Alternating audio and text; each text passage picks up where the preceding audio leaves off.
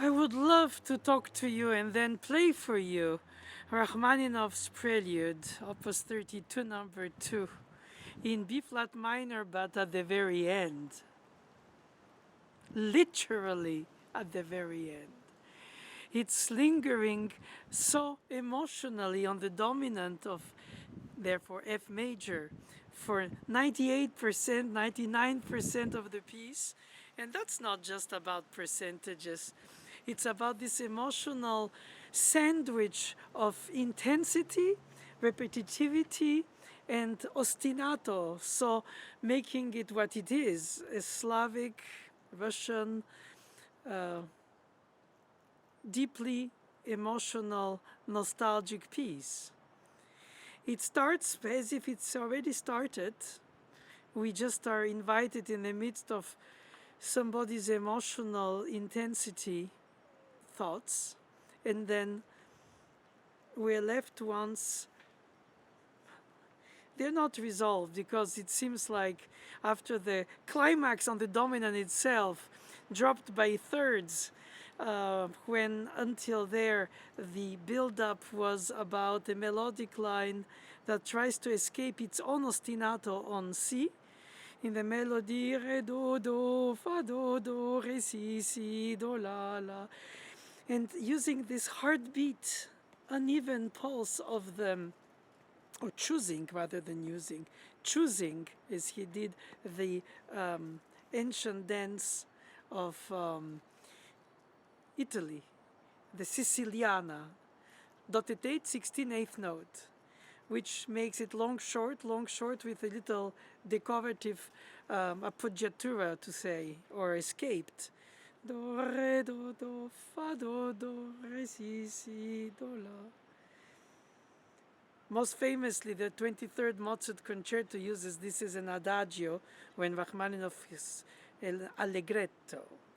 Do, re, do, fa, la, si, sol, si, la, fa, sol, re, fa, mi, fa, sol, fa, mi.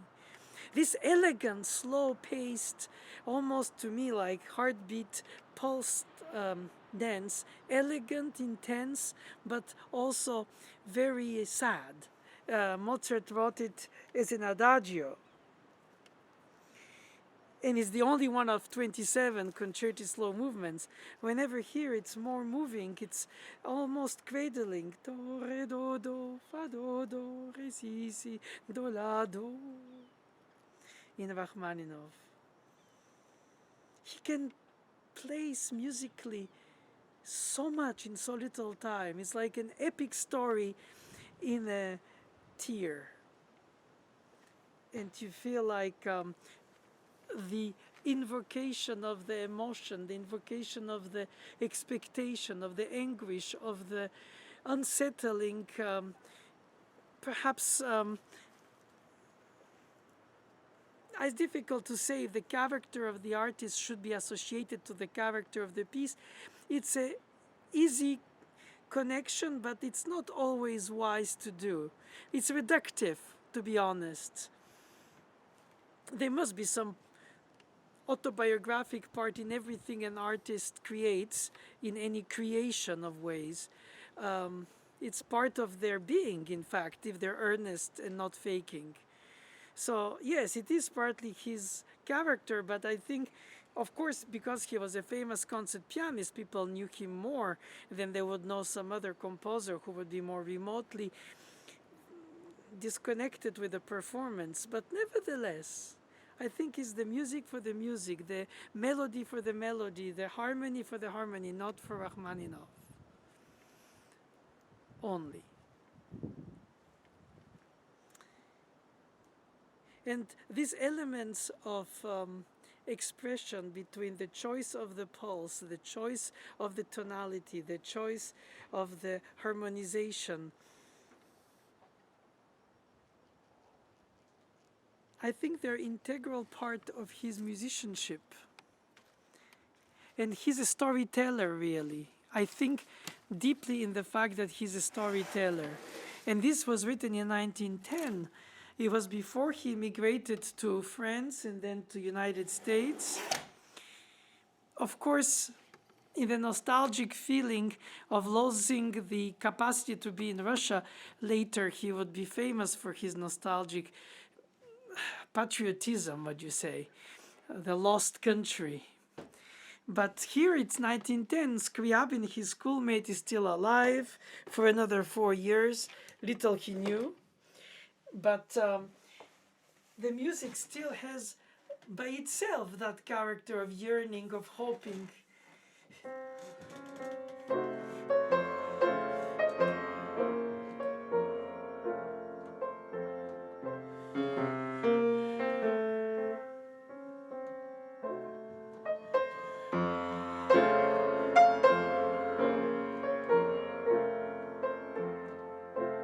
One is tempted to bring out the intensity of the short note rather than the pulse of anticipation, of appoggiatura. And if you play it by layers with the second voice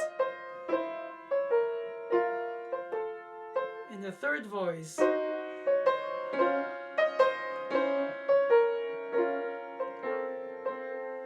the fourth voice,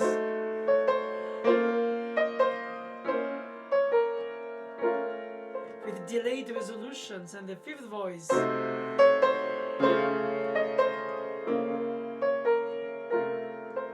and the sixth voice, the bass.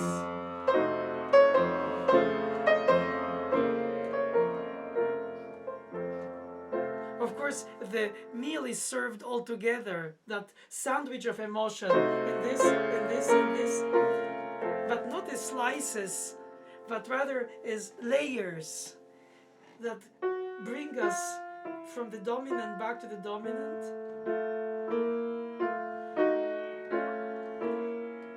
It's the combination also that matters, not only the individual lines, but you have to follow them.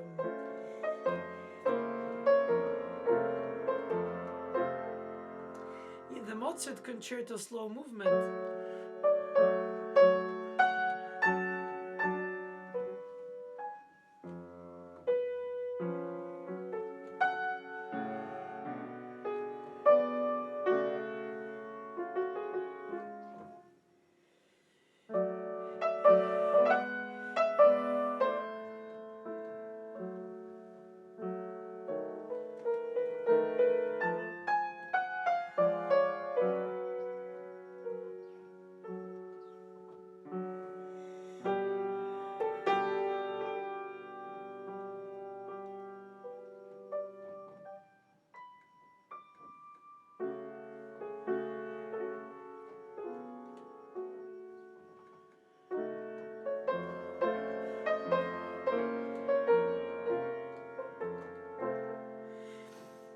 comparison is not reasoning, Lit.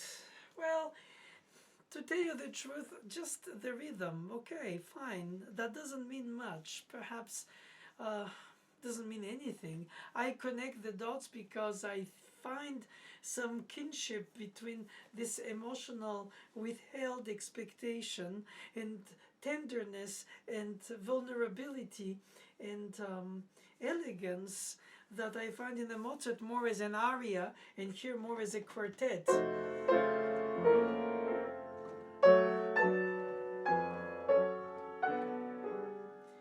So of course the rhythm, the pulse is Sicilian, and at the end of his expose of the solo piano, Mozart uses even the Neapolitan sixth, so the Neapolitan sixth and the Sicilian dance rhythm. It's really Italianate, isn't it?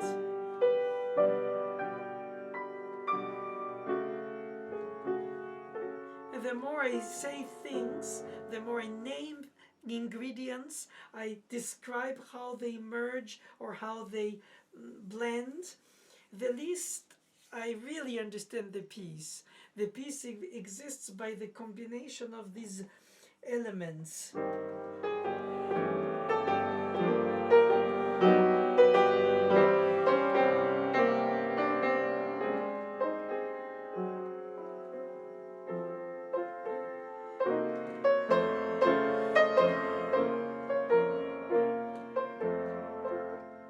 It's like an eternal restatement of a regret. So do you bring out the short note or do you keep the long note? It becomes more active or it stays more contemplative? And because of the notation or the hint through the publishers, we have just a dynamic marking for both hands, so to say, when there's so many stems up and down in each hand. That's rich in polyphony, but the dynamic range is pianissimo for both hands. But in fact, he doesn't suggest through the notation this chromaticism rising in the thirds in the bottom part of the right hand.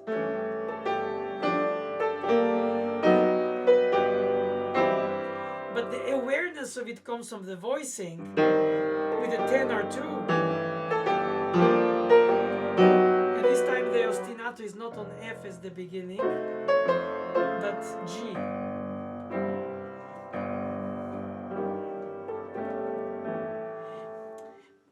Sometimes I have scruples, yes I know, as a teacher in part, but mostly as a performer too, because I feel like if I highlight something, it's to the detriment of something else.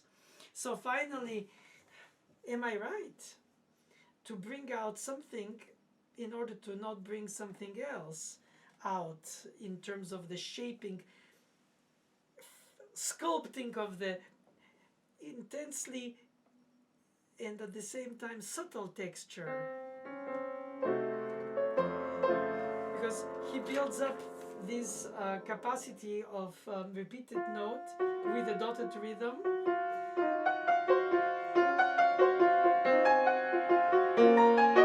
This is now the ostinato is the dotted rhythm with the neighboring tone fa sol fa. It could have been sung if it was bowed like for 2 or and 1 or 3, and it can be I would like to tell you, or I would like to tell you, on each note a syllable or a vocalise.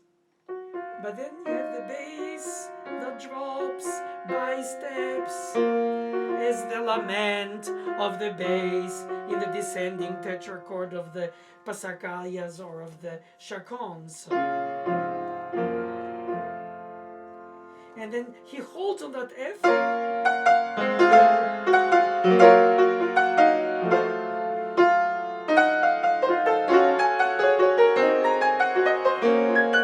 So he builds up drop by drop the intensity.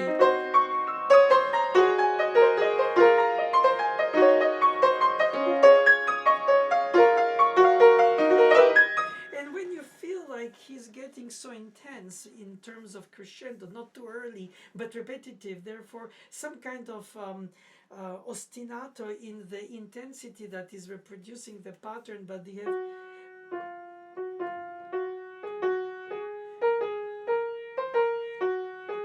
in the bass line.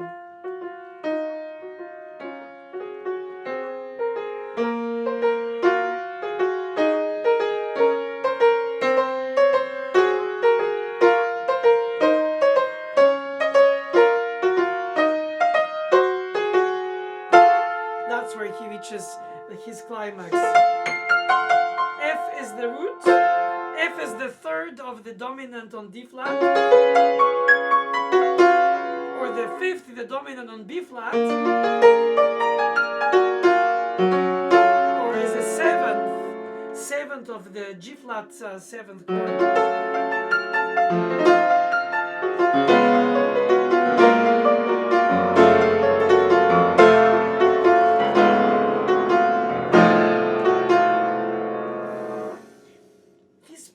Of emotional repetitivity has to be dosaged. It has to be slowly rising and not just reaching. Even if he says fortissimo at that very point, he still has growth of it, and then he has the drop.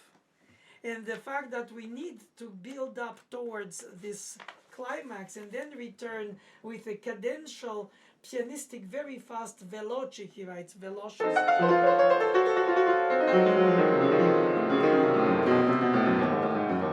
And then ritenuto, and then diminuendo. we're still on that dominant that we started on.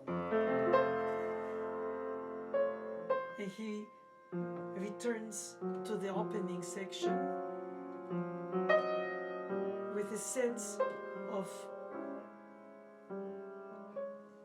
timidity or shame. At this time the dotted rhythm is with the rest. And that's another thing he doesn't notate, is the pedaling. I assume he assumed we'll assume it. So we hear the dotted quarter and the rest.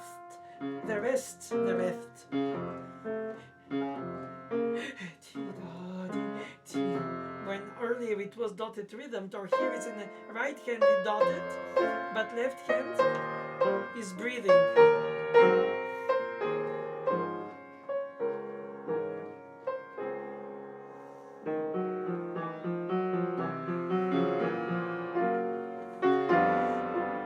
So if you put the pedal over the rest, you cover the rest. If it's too dry, you feel no connection.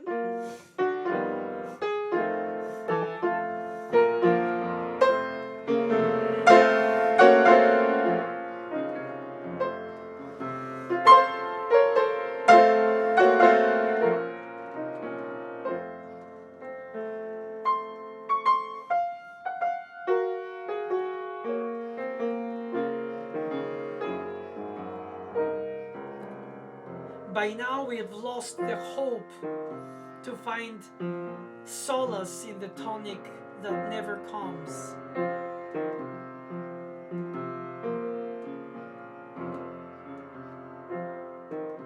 In the aftermath of the climax again of the dominant.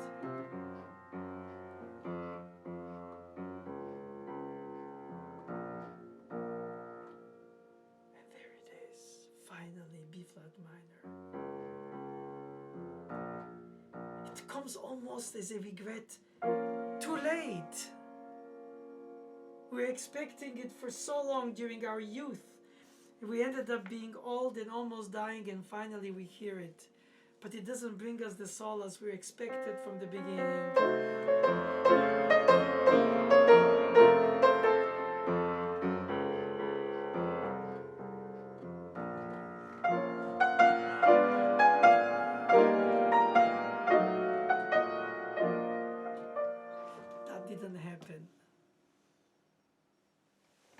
One can always evolve in one's hearing, understanding, pacing, singing, storytelling, rhythmizing, harmonizing, voicing, pedaling. All these aspects put together in different levels of intensity to merge in, blend in, melt in this emotional, psychological intensity and lingering, dominant expectation for a tonic that comes almost too late. Is it an analogy of an emotion, analogy to a life's expectation and disappointment? Is it that the piece started before us?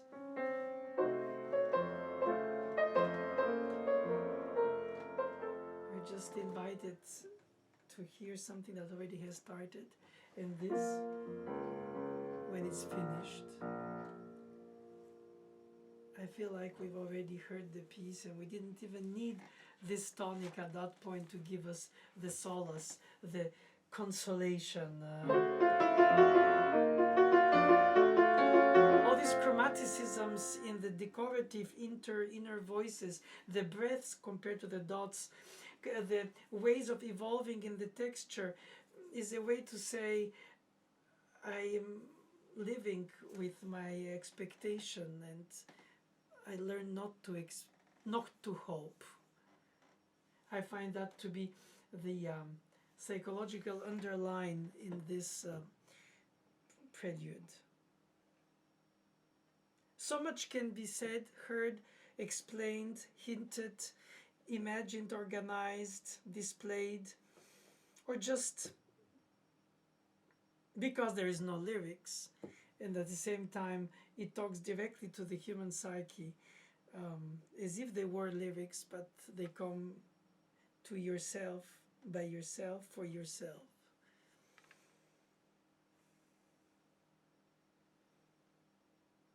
It's amazing how universally this talks to the psyche of people from all kinds of cultures and times. Thank you, Rachmaninoff, for giving us the earnest yourself in terms of your creative storytelling that enriches all of our emotional imagination. Of course, thankfully, the listener doesn't hear bar lines. The listener who doesn't know the piece doesn't know what type of rhythm or meter it is, and doesn't know if or when it will feel a sense of accomplishment, release to go to the tonic, if it was even knowing, it was aware, being on the dominant. And we cannot have to name everything. Perhaps we just feel it, lingering on something with hope and perhaps almost regret and hopelessness.